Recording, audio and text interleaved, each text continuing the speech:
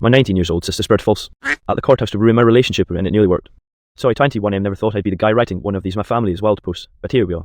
This whole mess revolves around my younger sister Sharon 19 dragging Sharon out into the courthouse where it felt like trying to wrestle a fire hydrant that was spewing accusations instead of water. She kept pulling her arm back and glaring at me with this self-righteous look like she was some kind of hero. Sharon, I hissed, trying to keep my voice low because people were walking past us. What the hell are you doing? You just embarrassed Emily in front of everyone. Her response? She crossed her arms and shot back. I'm saving you, she's trash. You'll thank me when you find out what she's really like. I could feel my blood pressure spike. You don't have anything. You're literally making things up. She smirked, almost enjoying how mad I was. Oh, I have things. I saw her texting someone. Just because you're too blind doesn't mean it didn't happen. This was insane. Emily's always super open with her phone and I literally watched her scroll TikTok in front of me the night before. I knew Sharon was lying, but the way she carried herself with so much fake confidence made it dangerous. People believe confident lies way faster than nervous truth tellers. I finally snapped. You 16, stay out of my relationship. You don't know what you're talking about. She looked at me like I just slapped her. So you're choosing her over me, over your own sister? And there it was. The real reason. It wasn't about protecting me. It was jealousy. She hated that I wasn't at her beck and call anymore. Meanwhile, back inside, my mom was doing damage control. When we walked back in, Emily looked shaken, her eyes red like she'd been trying not to cry. My mom leaned over and whispered, your sister needs to stop, or I swear I'll take her phone for a month. But Sharon wasn't in. Not even close. When Emily's case was finally called and we all had to walk into the courtroom, Sharon pulled one last stunt that nearly made me lose it. Right before the judge entered, Sharon leaned over to Emily and said loud enough for me to hear, you should just admit it before he finds out from someone else, it'll hurt less. Emily actually gasped, then looked at me like she was on the verge of breaking down completely. I grabbed Sharon's wrist and hissed, if you say one more word, I'm walking you out of here and calling Dad to pick you up, do you understand me? Sharon yanked her arm away and whispered, you'll regret this, she's lying to you. The rest of the hearing, I could barely focus. Emily held my hand the entire time, squeezing it like she was trying to anchor herself. I wanted to protect her, but at the same time, I was humiliated. My girlfriend was being accused of things she didn't do in a freaking courthouse of all places, and the person doing it was my own sister. After the hearing ended, Emily didn't even want to look at Sharon. We walked out into the parking lot in silence until Emily finally broke. Why does she hate me so much? What did I do to her? And I didn't even know how to answer. Because the truth was Sharon wasn't done. Standing in that parking lot was one of the most uncomfortable moments of my life. Emily had her arms wrapped around herself like she was trying to disappear. My mom was glaring at Sharon like she wanted to ground her until college, and Sharon was just smug. Like she thought she'd exposed some big truth. Emily's voice cracked as she asked again, what did I ever do to her? I've been nothing but nice. I opened my mouth, but Sharon jumped in before I could say a word. You exist, Emily. You stole my brother. You think it's cute, but it's pathetic. He's blind to how fake you are. I lost it.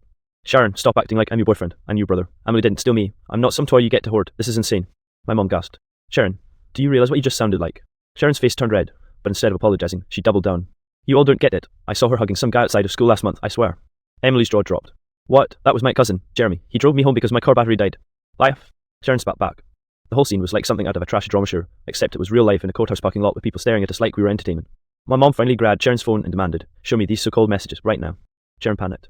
She stammered something about accidentally deleting them and maybe they're in the cloud, but it was obvious she had nothing. My mom's face hardened in a way I rarely see. She turned to me and said quietly, she's lying, 100%. I'm sorry, honey.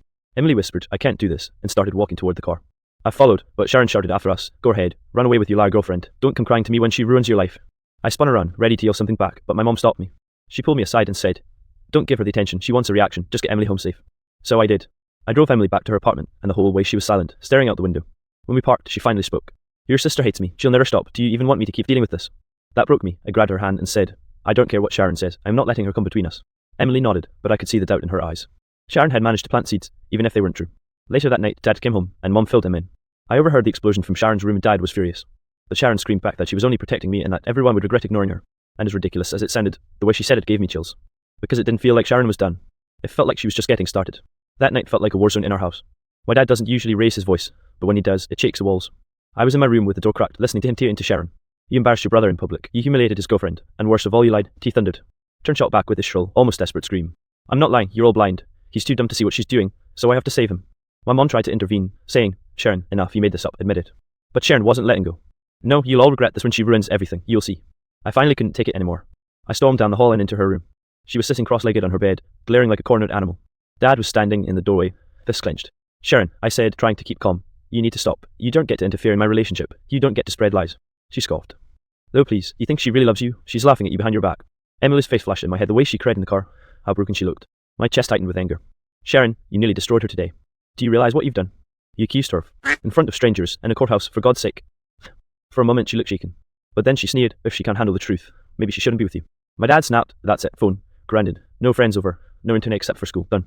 Sharon screamed like the world was ending. She threw her pillow across the room and yelled, you're all taking his side, I'm your daughter too. I'll admit, that's stung. I love my sister even when she drives me insane. But this wasn't normal sibling rivalry. This was malicious. Later that night, my mom came into my room. She sat on my bed and sighed. Honey, she's jealous. It's not really about Emily, it's about losing you. You've always been the one she looked up to. I rubbed my face, exhausted. Then why destroy my relationship to keep me close? She's pushing me away even more. Mom nodded sadly. She doesn't see it that way. Meanwhile, my phone buzzed. It was Emily. Her text was short: I need some space. I can't keep fighting your sister every time I see you. My stomach dropped. Sharon had gotten exactly what she wanted. I stared at my screen, torn between anger and heartbreak. Then, from down the hall, I heard Sharon's muffled voice through her door. She was on the phone with one of her friends, bragging. Yeah, I told him the truth. He'll thank me later. She won't last long. I clenched my fist. That was the moment I realized that this wasn't going to stop on its own. I was going to have to take action. The next few days were tense beyond words. Sharon barely spoke to me directly, but her smirks and side remarks were constant reminders of what she'd done. Every time I texted Emily, she'd somehow find a way to comment, even if it was something as small as, are you sure she's being honest with you? I knew she was testing boundaries, seeing how far she could push, and honestly, it was working.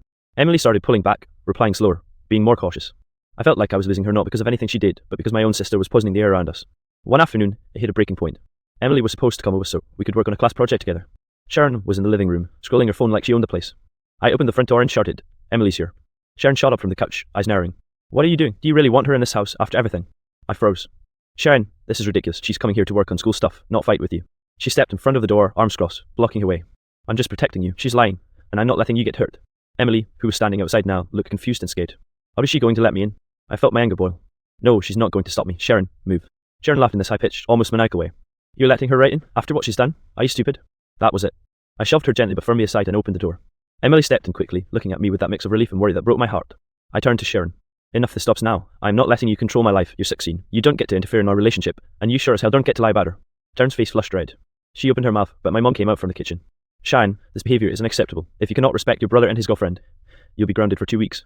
No exceptions. Do you understand? Sharon's hands were shaking, and for a second, I thought she might explode. Then she stormed upstairs, slamming her door so hard the wall shook. I collapsed onto the couch next to Emily, who immediately threw her arms around me. Thank you, she whispered, voice trembling. I was scared you'd believe her. I never did, I said, holding her tight.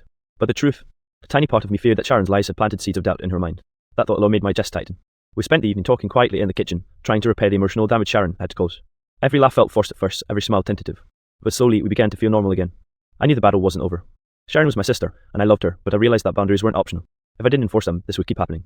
And that's when I decided, no more half measures. The next morning, I knew we had to confront Sharon directly. Mom and Dad agreed to sit in the living room with me while Sharon had her breakfast. She walked in, still looking defiant, but I could see the faint trace of guilt lurking behind her eyes. Sharon, I began, keeping my voice calm but firm. We need to talk about what happened at the courthouse, and this ends today. She immediately crossed her arms. I already told you, I was protecting you. Emily is not who you think she is. I shook my head. No, Sharon, you lied. You humiliated her. You scared her. You even scared me. That's not protecting anyone that's manipulative. You can't do this anymore. Mom chimed in gently but firmly. Sharon, lying like this isn't okay. You can't make up stories to try to control people. You need to apologize to Emily. Sharon's face turned red, and for a moment she looked like she might storm off. But then, in a small, hesitant voice, she muttered, I didn't mean to make her cry. I just wanted to protect you. I get that you care about me, I said, softening slightly, but protecting me doesn't mean hurting someone else. Emily is not the enemy here, and the one you're supposed to trust, not try to manipulate.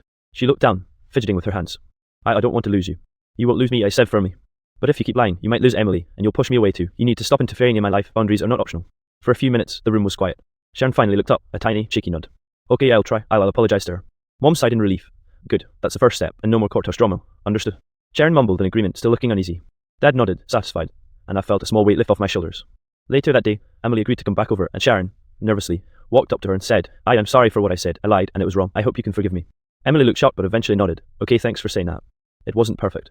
There was still tension, and I could tell Sharon wasn't entirely over her jealousy. But it was a start. For the first time since the courthouse incident, it felt like we were all on the same side again. That night, as I lay in bed, I realized how close we came to losing more than just peace of mind.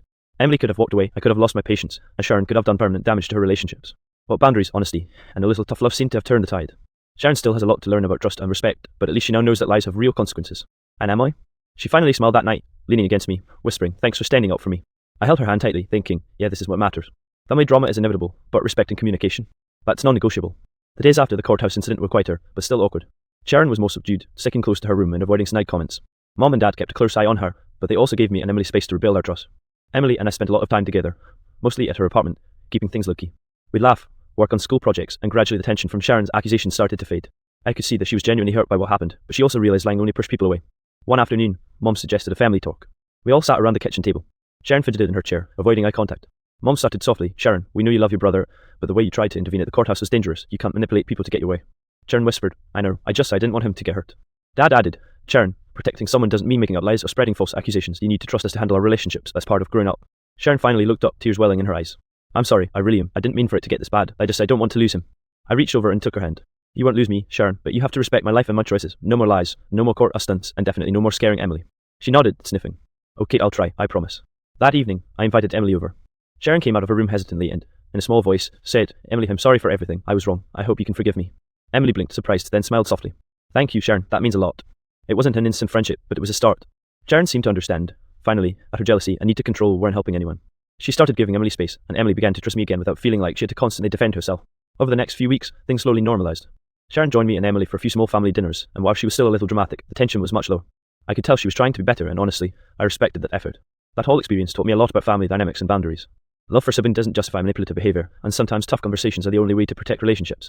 I also realized how fragile trust can be. One false accusation can create chaos, but honesty and accountability can repair it. Now, whenever Sharon gets dramatic or tries to insert herself into my life, I calmly remind her, boundaries matter. And thankfully, Emily and I are stronger for it. Sometimes family drama feels like it'll never end, but this one, we survived. We learned. And maybe, just maybe, Sharon learned too. It wasn't perfect, but at least it was real. She's always been dramatic, but I figured that was just teenager stuff. I didn't realize how far she'd go until recently. The setting? A courthouse. Yeah, not even joking. This wasn't some random family dinner fight, it literally happened while I was dealing with paperwork for my girlfriend, Emily 19F. Emily had a minor legal issue over a car accident. She wasn't at fault, but the paperwork was a nightmare. I was there supporting her because her parents live out of state. Now, here's where it gets messy. Sharon has never liked Emily. She thinks Emily is stealing me from the family, like I don't spend enough time with her anymore. Honestly, it's a weird mix of jealousy and teenage immaturity. Sharon always had this way of inserting herself into my relationships, but I brushed it off until this day. We're sitting in the courthouse waiting, me, Emily, my mom, and Sharon, who insisted on tagging along because she wanted to see what real court looks like. My dad couldn't make it because of work. Everyone stints because, well, courthouses aren't exactly relaxing places. Suddenly, Sharon blurts out loud enough for people to hear. Why are you even helping, Emily? Didn't she? On you. The entire waiting room went silent. Emily's face turned pale. I froze. My mom gasped and snapped, Sharon, that's enough. Emily stammered, what? I've never, but Sharon cut her off with, don't lie, I saw the messages, do you think I wouldn't notice? Here's the kicker, there were no messages. None. Sharon literally made it up. She spun this whole story about Emily sneaking around with some older guy and claimed she had proof on her phone. She even waved her phone in the air like she was about to show it. Emily whispered to me, eyes wide, I swear, I have no idea what she's talking about. I believed her instantly. We were open with each other, we share passwords, and nothing like that ever came up. But the problem was Sharon was so loud, so dramatic, that even a courthouse clerk glanced over like something serious was happening. At this point, I felt like I was in a bad movie. Emily was holding back tears, my mom was scolding Sharon, and Sharon just kept going. You're all being blind, she's using you, she's going to ruin this family, and you'll regret it. I had to physically take Sharon outside to calm her down, but she refused to stop yelling.